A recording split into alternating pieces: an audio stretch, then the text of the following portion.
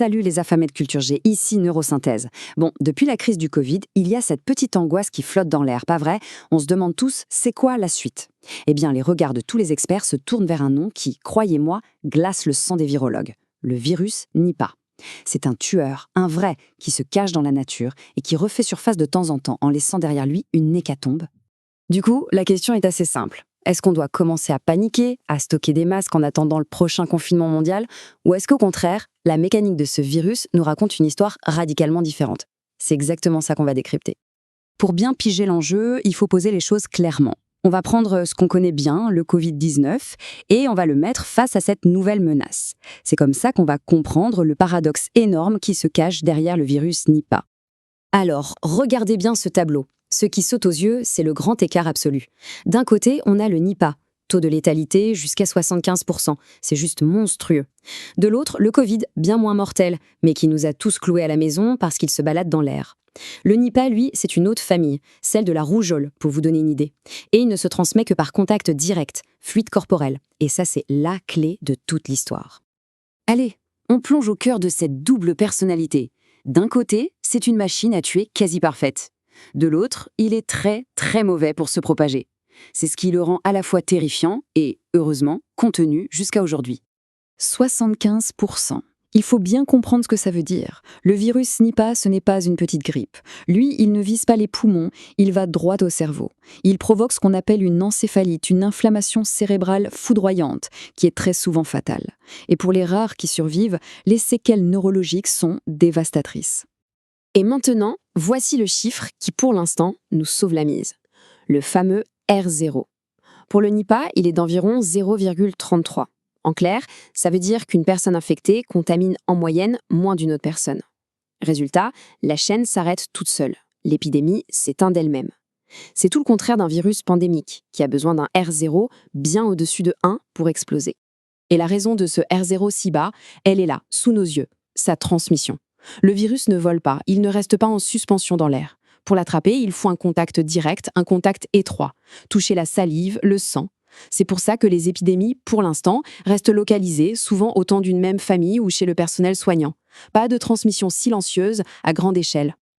Ok, mais alors d'où il sort ce virus? Évidemment, il n'apparaît pas par magie. Son histoire, c'est celle d'une zoonose, un saut d'espèce, si on veut, de l'animal à l'homme. Et ce genre de phénomène devient de plus en plus fréquent, ce qui nous force à revoir complètement notre façon de voir les choses. Le voilà, le coupable. Ce qu'on voit là, c'est sa photo d'identité, en quelque sorte.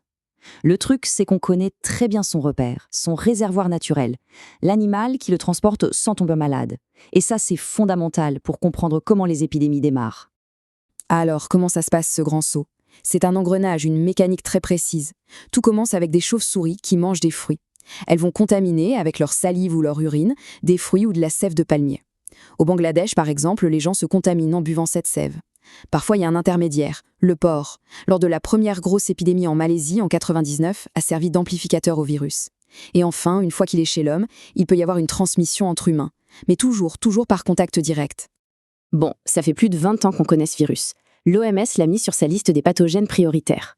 Alors la question est simple, mais elle est énorme. Pourquoi on n'a toujours ni traitement, ni vaccin? Eh bien la réponse, c'est un vrai casse-tête. D'abord, le nerf de la guerre, l'argent. Quel labo va investir des milliards pour un virus qui n'apparaît que tous les 2 ou 3 ans? C'est cynique, mais c'est la réalité économique. Ensuite, la sécurité.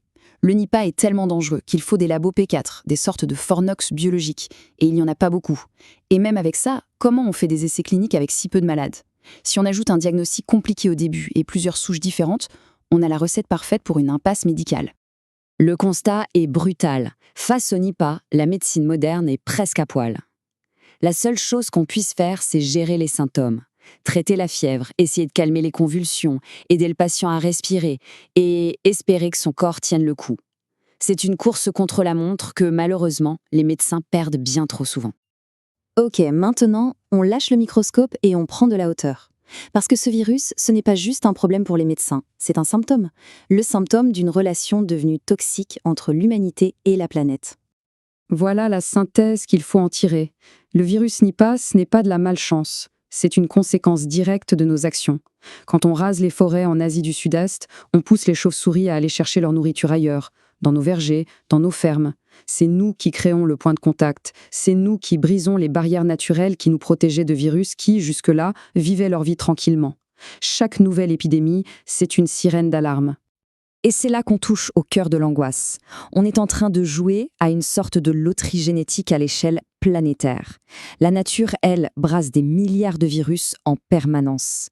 Le Nipah nous montre le prototype du virus super mortel. Le Covid nous a montré le prototype du virus super contagieux. Le point crucial à comprendre, c'est que rien, absolument rien, n'empêche un jour l'émergence d'un virus qui aurait les deux, le meilleur des deux mondes. Le Nipah n'est peut-être pas la prochaine pandémie, mais c'est sans aucun doute le dernier avertissement. Pour continuer à décrypter ensemble ce monde complexe, la dose de savoir quotidienne se trouve dans la newsletter. Le lien est en bio. Continuons de nourrir nos neurones.